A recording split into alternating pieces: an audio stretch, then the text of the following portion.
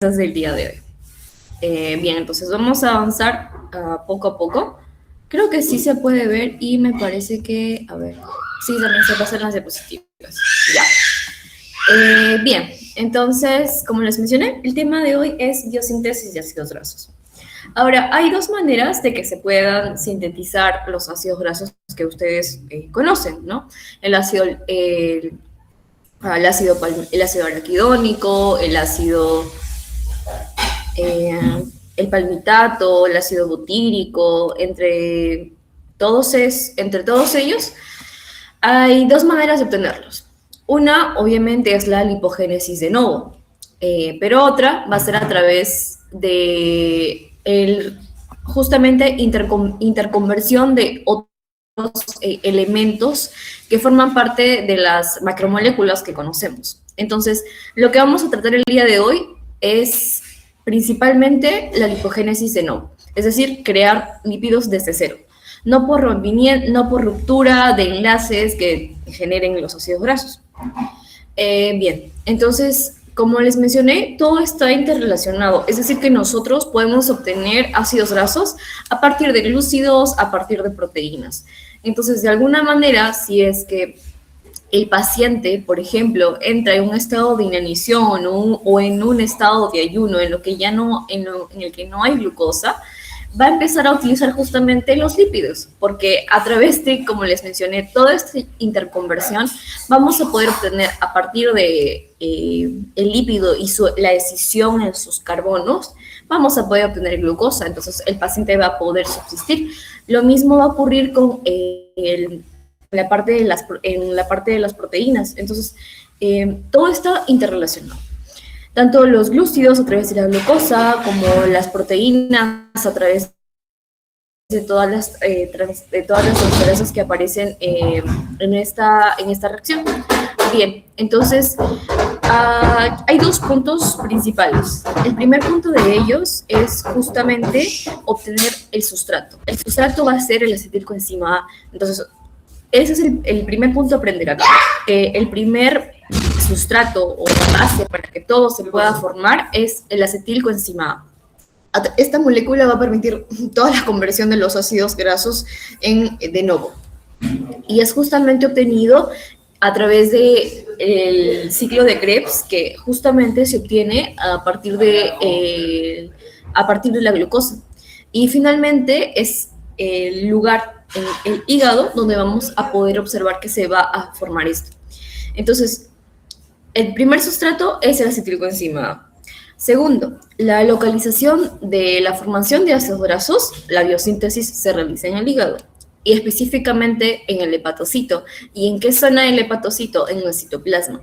Pero el sustrato no está formado, es decir, el acetilcoenzima A no aparece de la nada, sino que es en la mitocondria donde se forma y a partir de del ciclo de Krebs, en donde pasa a citrato, es como en la forma de citrato, puede atravesar la membrana mitocondrial, porque la membrana mitocondrial es impermeable a el acetilcoenzima A, entonces no puede pasar como esta molécula, tiene que convertirse en citrato y finalmente a través de una decisión se pueda llegar a convertir tanto en oxalacetato, que va a la vía, que va justamente a participar en la vía de las pentosas para que pueda nuevamente ingresar, y el acetilcoenzima A es el que va a venir a formarse. Y finalmente así es como obtenemos el sustrato. Entonces son 3 puntos los que tenemos que aprender en esta diapositiva. Y son 3 pasos que te van a permitir la síntesis del ácido graso. Principalmente el ácido palmitoico o el palmitato.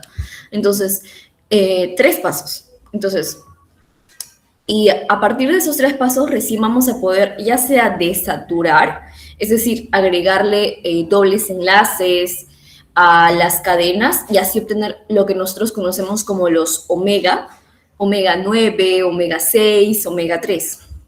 Y también ácidos grasos más grandes, porque recordemos que el producto de esta biosíntesis es un lípido de 16 carbonos. Entonces, lo que conocemos como el ácido araquidónico, por ejemplo, es un lípido de 20 carbonos. Entonces, ¿cómo se va a formar? A través de las elongasas. Pero esos son los puntos finales, que ya no es biosíntesis, sino más bien el intercambio que va a tener, la interconversión que va a tener hacia otros lípidos. Son solamente 3 pasos los que permiten la biosíntesis de novo de los ácidos grasos. Entonces, el primer paso es obtener el acetilcoenzima A. Y aquí es donde va a participar una enzima limitante de la reacción, que es una de las primeras. En el otro paso vamos a observar que hay otra enzima limitante de la reacción. Bien, entonces nosotros aquí tenemos que conocer qué enzimas van a actuar. Entonces, como mencioné, el sustrato inicial que nosotros necesitamos, sí o sí, es obtener justamente el acetilcoenzima A. Como les había mencionado, el proceso de biosíntesis se realiza en un citosol, pero de donde se obtiene el acetilcoenzima A es de la mitocondria. Entonces, a través del ciclo de Krebs, en donde el piruvato se le retira los grupos hidrogeniones, se obtiene acetilcoenzima A. Y junto al oxalacetato va a permitir la conversión a citrato. Y es en esta forma de citrato en la que es permeable en la membrana mitocondrial interna y finalmente puede liberarse y se alinea en forma de citrato. Y entonces este citrato es a través de una citrato liasa en el que se va a convertir tanto, obviamente liasa significa romper.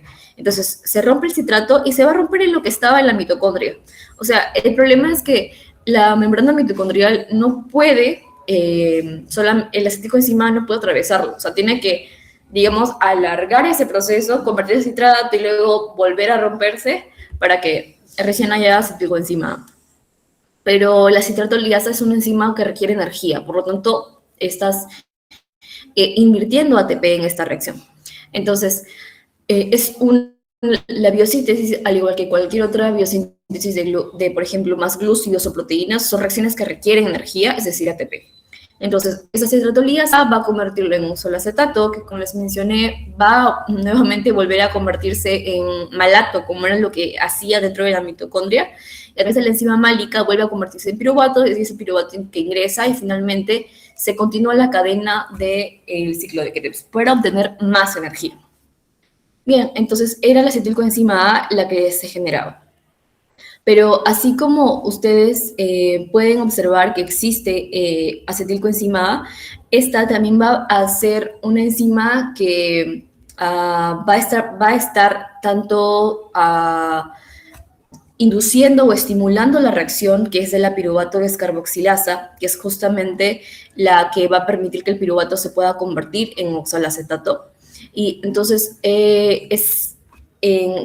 que a través del piruvato se pueda llegar y convertir en una acetilcoenzima A finalmente. Entonces, necesita que haya piruvato descarboxilasa. Y es justamente el producto el que va a actuar como un estimulador de la reacción, es decir, que permita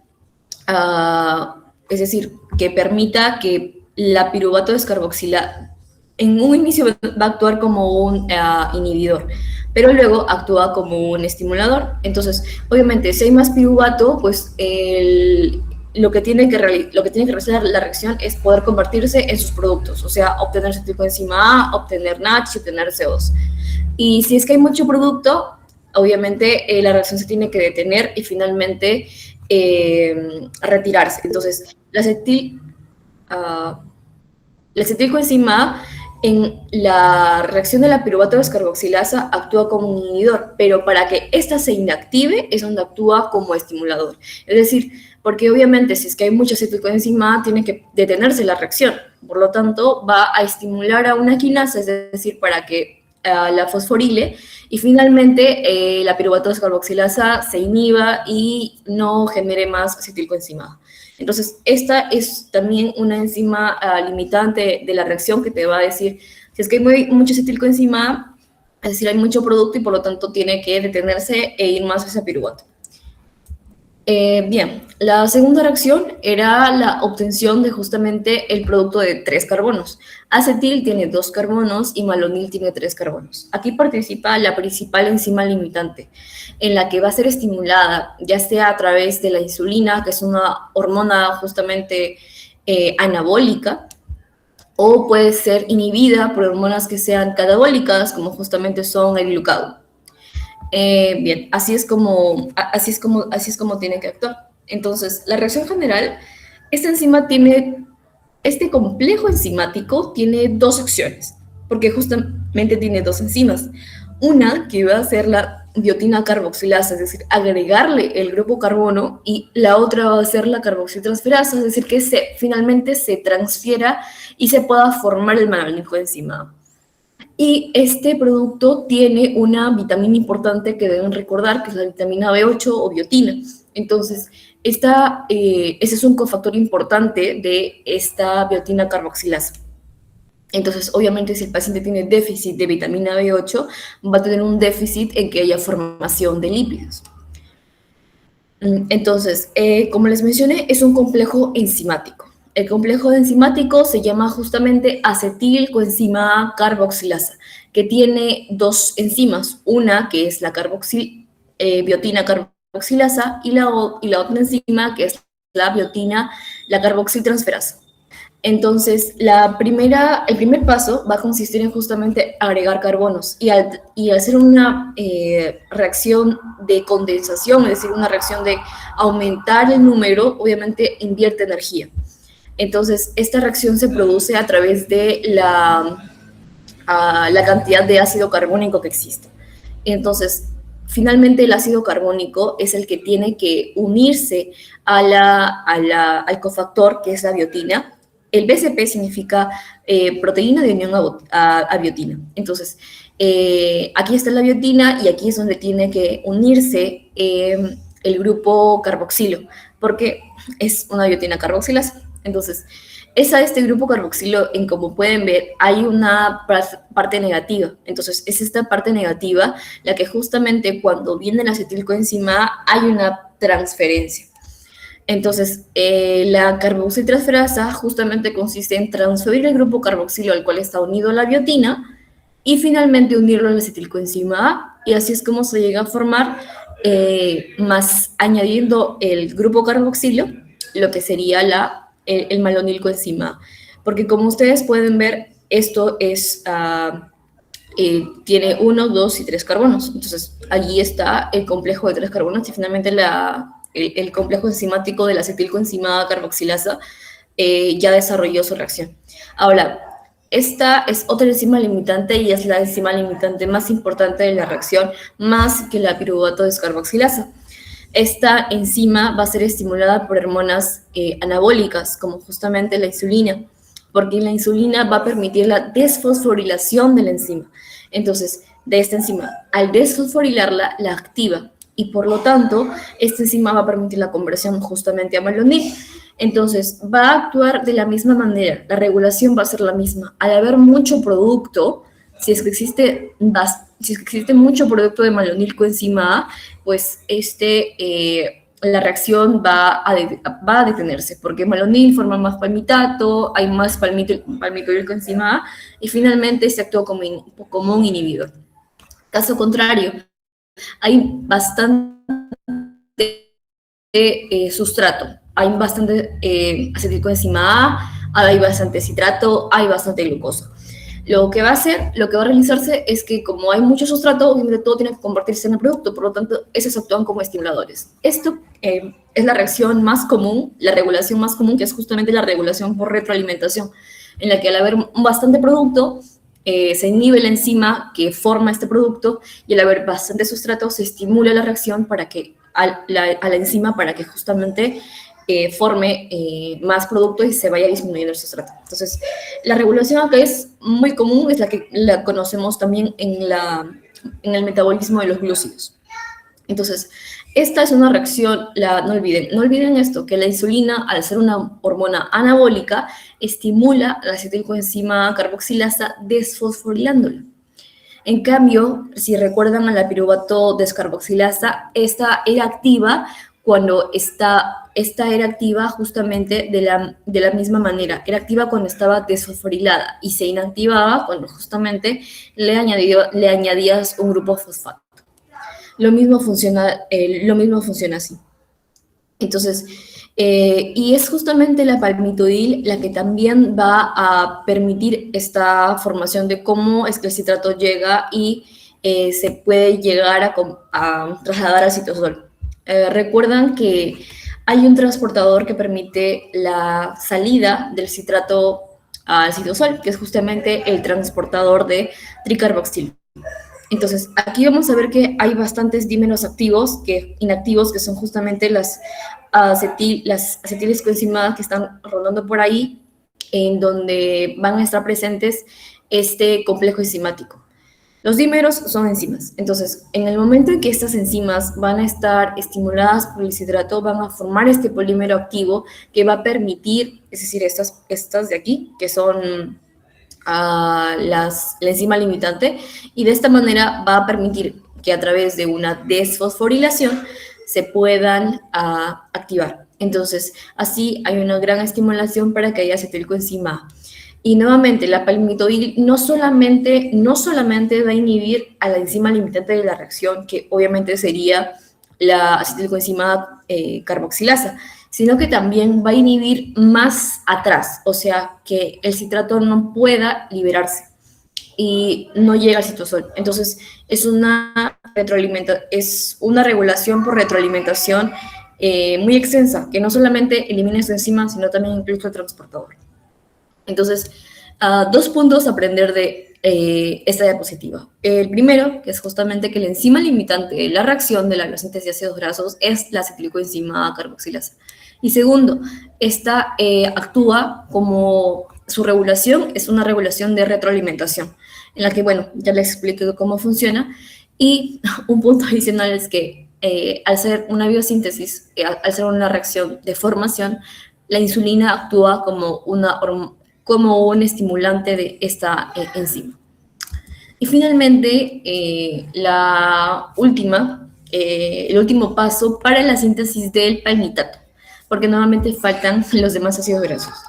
Entonces, ese es el último paso y aquí que va a actuar otra enzima. La enzima que va a actuar aquí es justamente un homodímero que, como pueden ver, va a tener 7 enzimas. Entonces, es un homodímero porque justamente son 2 y, como pueden ver, ambas son iguales. Entonces, es toda una secuencia de dominios. Y algo muy importante es que en esta secuencia de dominios hay dos grupos terminales en los que se van a unir en uno de ellos, que es el acetilcoenzima A, y en el otro, que es el malonilcoenzima A. Y aquí van a actuar absolutamente todas las enzimas, todas. Como pueden observar acá está el complejo tioesterasa.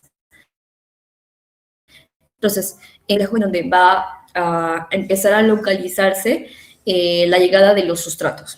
Entonces, la ácido graso sintasa es una enzima, es un homodímero que tiene 7 enzimas, y cada una de las enzimas participa en los pasos del 2 al 5 de la reacción. Entonces, en todos esos pasos. Y esta es justamente esta ácido graso sintasa la que tiene dos grupos terminales. Un grupo sulfidrilo, en el cual se va a unir el acetilcoenzima A, y es importante porque es este grupo el que se une a la cisteína. Y es este otro grupo el que justamente se va a unir este grupo se unía a la cisteína, y es este otro grupo que se va a unir específicamente al grupo fosfato. Entonces, es a través de el grupo sulfidrilo que está unido al grupo fosfato de la enzima, es al cual se le va a unir más el grupo malonil. En cambio, el grupo sulfidrilo al cual está unido a la cisteína es al cual se va a unir la acetilcoenzima.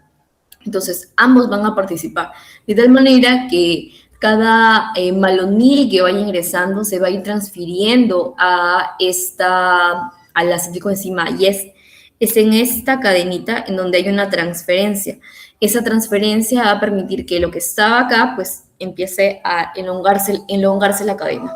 Y como pueden ver, todo al ser una reacción de crecimiento es una reacción de condensación en donde se van a condensar todos los grupos carbonatados. Bien, entonces, no olviden eso. Hay un grupo, ambos tienen grupos sulfuro. Un grupo sulfuro sulfidrilo al cual se va a unir el acetilcoenzima y otro grupo sulfidrilo que está unido al fosfato al cual se va a unir el malonil. Entonces, en todas estas reacciones va a haber un desplazamiento. Entonces, de tal manera que la acetilcoenzima que estaba dirigida en este nivel finalmente llegue y continúe elongando la cadena. Y aquí está pues toda la reacción. Entonces, aquí. Bien, entonces vayamos iniciando parte por parte. La primera reacción va a ser justamente la reacción de condensación. Entonces, ustedes ya tienen el sustrato que se forma el malonil a partir de la acetilcoenzima carboxilasa, ¿verdad? Ustedes ya tienen ese sustrato. Y también tienen acetilcoenzima, entonces ustedes van a continuar elongando la cadena a través de esa enzima. Entonces, la enzima que es justamente la primera que va a actuar, que es la enzima acetil, es decir, cetoacetil, es decir, la enzima que va a permitir que este grupo acetilo de 2 carbonos empiece a transferirse. Entonces, en la primera reacción en donde va a participar esta cetoacil sintasa, es decir, la formación del grupo cetona, es lo que va a estar incluido acá. Entonces, en este momento, cuando ustedes tienen al grupo acetilo, que es el grupo acetilcoenzima que está en este nivel, la cetoacil sintasa va a necesitar ATP. Entonces, acá se está utilizando ATP al ser una reacción de síntesis. Y finalmente lo que va a realizarse es que haya una liberación de este grupo y el de aquí pues pueda estar a este nivel. Entonces se elimina CO2 y a eliminar este grupo de CO2 y va a llegar el grupo cetoacil, porque como pueden observar aquí ya hay un grupo cetona. Ahora, la otra reacción es una reacción de reducción, es decir, que acá en la vía de los lípidos no se utiliza NADH, sino se utiliza el NADPH, y es el que justamente va a derivar a la vía de las pentosas fosfato, la que obviamente te va a permitir también mayor formación de ATP. Entonces, a través de esta reacción de reducción, lo que va, como cualquier enzima de reducción, lo que va a utilizar es justamente los grupos hidrogeniones. Va a permitir que se pueda eliminar este grupo cetona uniendo más hidrogeniones. Entonces, une el hidrogenión al oxígeno y al carbono y finalmente, como pueden ver, se forma esta reacción, este grupo que contiene ya 4 carbonos. Y finalmente llega la reacción de hidratasa. ¿Por qué? Porque no olvidemos que esta reacción lo que quiere utilizar es justamente lo que quiere hacer esta reacción al ser una hidratasa es eliminar un grupo de agua. Entonces, lo que va a hacer es retirar el hidrogenión, el grupo hidroxilo que tenía este carbono y obviamente eliminar justamente el grupo hidrogenión que tenía este carbono. Finalmente liberan agua y vamos a poder observar un doble enlace.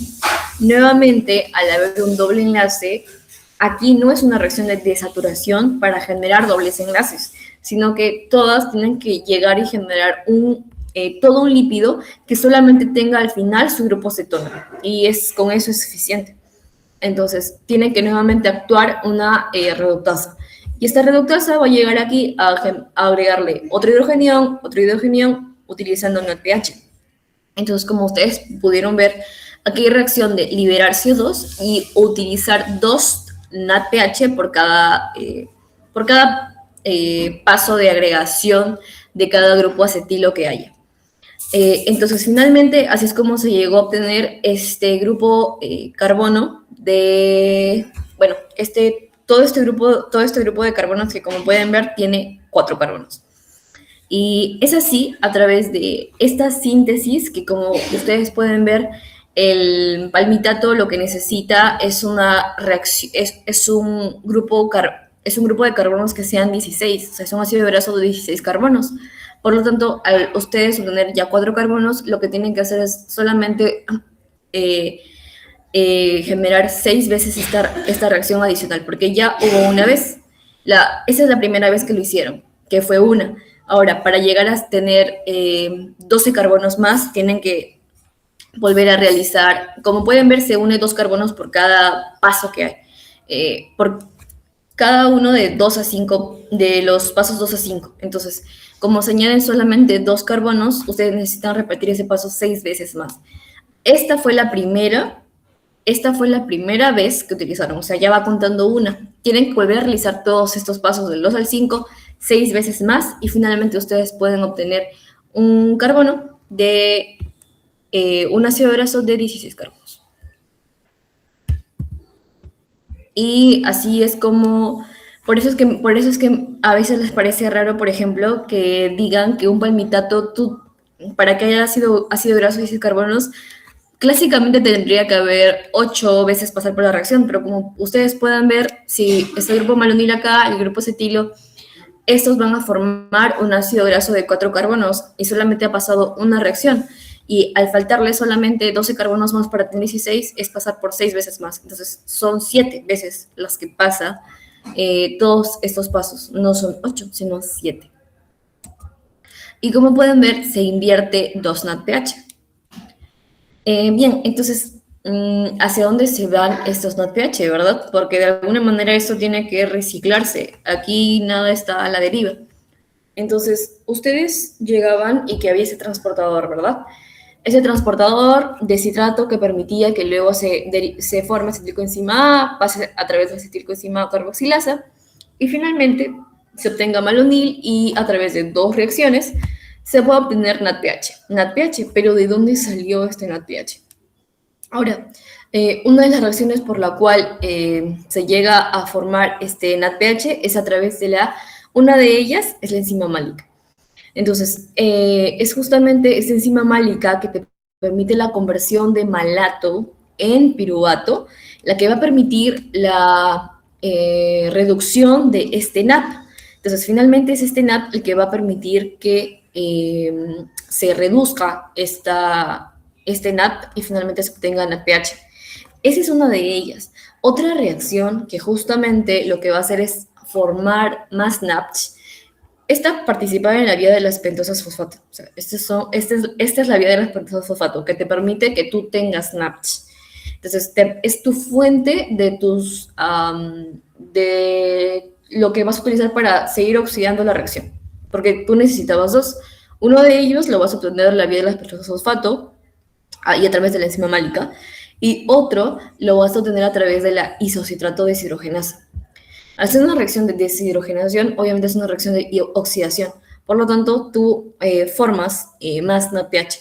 Entonces, la conversión de isocitrato hasta alfa-cetoglutarato que va a ocurrir en el citosol es lo que te va a permitir nuevamente obtener otra fuente de NADPH. Entonces, ustedes ya ven que el ATP lo lograron encontrar, o bueno, su fuente fue obviamente el ciclo de Krebs, la fosforilación oxidativa. Pero, ¿de dónde salieron tus fuentes de NADPH para que justamente oxides tu reacción? Sale de la vía de las pentosas fosfato y también de la isocitrato deshidrogenasa. Y al final ven que ustedes a través de la reacción de la biosíntesis de ácidos grasos van a obtener más NAT, o sea, el NAT oxidado. Entonces, nuevamente va a llegar a reciclarse, ya sea por la vía de las pentosas fosfato o ya sea por la isocitrato deshidrogenasa, y obtener otras moléculas y nuevamente todo interrelacionarse. Bien, entonces ahora vamos con las reacciones finales. Las reacciones finales son las siguientes. Una de ellas es desaturar. Si ustedes recuerdan el término saturación, era a ver, ¿dónde está? Saturación es, por ejemplo, que todas tengan solamente un enlace simple, o sea, porque todos los grupos estén ocupados. Como se sabe, el carbono va a tener que estar ocupado en sus cuatro enlaces. Entonces, este carbono está ocupado por completo, este carbono también. Nuevamente ocupado por hidrogeniones, no por oxígeno, sino por hidrogeniones. Cuando ocurre esto, decimos que nuestra enzima está saturada, y eso que ustedes seguro conocen como el término completo de saturación. Y cuando ustedes agregan un doble enlace, significa que a la enzima la desaturaron. Entonces, lo que va a ocurrir acá es que ustedes reduzcan su reacción. Y ustedes van a reducir su reacción justamente utilizando esta desaturación. Bien, entonces ustedes tienen un acil coenzima. Acil se le dice a todo el ácido graso que puede tener cualquier número, ¿sabes? Un ácido graso unido a una coenzima. Ese es el acil coenzima. Y es a través del grupo malonil, que nuevamente no olviden que el grupo malonil se formó a través de una acetil coenzima carboxilasa, en donde se le añadió un grupo carboxil. Y es justamente a través de esta enzima de sintasa, que obviamente la sintasa hace que tú liberes CO2 y retiras tanto la coenzima A como al grupo sulfuro, y finalmente tú obtengas la reacción que ya conocías, que era esta cetona. Y nuevamente, ¿tú cómo reducías tu cetona? A través de la oxidación del NADPH. Lo utilizabas y finalmente llegabas y justamente obtenías un enlace a este nivel. Entonces, lo utilizabas por completo y obtenías un hidroxi. Ahora, nuevamente tú reducías. Al momento de reducir la reacción, al momento de llegar y reducir la reacción, pues obviamente se tenía que liberar de alguna manera agua. Y como ustedes pueden observar, donde ha ocurrido la reacción no ha sido en este nivel, porque nuevamente ustedes tienen que recordar que eso tiene que permanecer intacto. Es aquí donde se tiene que obtener, porque acá tiene que estar sí o sí tu grupo éster, que es propio de los ácidos grasos. Entonces, el grupo cetona, que es propio de los ácidos grasos. Entonces, al momento de ocurrir la reducción a través de justamente la oxidación del NADPH, es que ustedes obtienen acá el grupo carboxilo, el hidroxiacil. Y finalmente tú deshidratas, es decir, retiras agua y eliminas este grupo hidrogenio y ya has formado tu grupo trans. Que si ustedes recuerdan puede estar tanto el grupo trans como el grupo cis, ¿verdad? Entonces es exactamente lo mismo. Donde están las grasas trans, que justamente tienen esta configuración en la que los hidrogeniones estén en distintos lugares, o sea, no estén en el mismo lugar que sería cis o en distinto que sería trans. Es decir, que el hidrogenión esté acá y el otro hidrogenión esté abajo. A eso se refiere con trans. Bien, entonces han formado ya un grupo desaturado. Y a través de, nuevamente, la reacción de reducción, ustedes van a justamente permitir que esta se pueda llegar y nuevamente formar un acil coenzima A. Pero ustedes solamente lo tuvieron hasta este momento. Y así es como ustedes lograron desaturar a sus ácidos grasos. Ahora, ¿en nuestro cuerpo existen enzimas desaturasas? Sí. Pero, por ejemplo, la formación del omega 9, del omega 6, o del omega 3, que llega a la configuración, llega a la formación del ácido linoleico o el ácido linoleico, que son ácidos esenciales, el cuerpo no lo puede formar, porque acá no existe desaturasa 15 ni desaturasa 12, entonces el cuerpo no lo puede crear, por eso es que tiene que obtenerlo de la dieta. Sin embargo, este sí puede llegar a desaturar otras moléculas y formar, pues, otros ácidos grasos que sí sean desaturados, pero no los que acabo de mencionar, porque son ácidos grasos esenciales y en nuestro cuerpo no existen esos desaturasos. Entonces, esa es una, para formar tu ácido graso desaturado. Lo otro es la elongación, o sea, tú con esta reacción tenías un ácido graso de 16 carbonos, pero tú quieres convertirlo, por ejemplo, a ácido araquidónico para obtener prostaglandinas, para obtener tromboxanos. Entonces, ¿qué necesitas? Elongarlo. y cómo realizas la elongación, cómo realizas tú la desaturación. Tienes que realizar lo mismo, desaturarlo e incluso tienes que, aparte de desaturarlo, tienes que elongar aún más la cadena. Entonces, esto justamente, uno es utilizar ácido acílico enzima justamente de saturasa y obviamente todo lo que pueda añadir más tu enzima. Entonces, bueno, este es un ejemplo en el que ustedes pueden ver a un ácido acílico enzima saturado, en el cual todos tienen enlaces simples, y un acílico enzima grasosa saturasa, ¿verdad? Que te permite la formación de este enlace y que, por ejemplo, acá tienes una grasa monoinsaturada.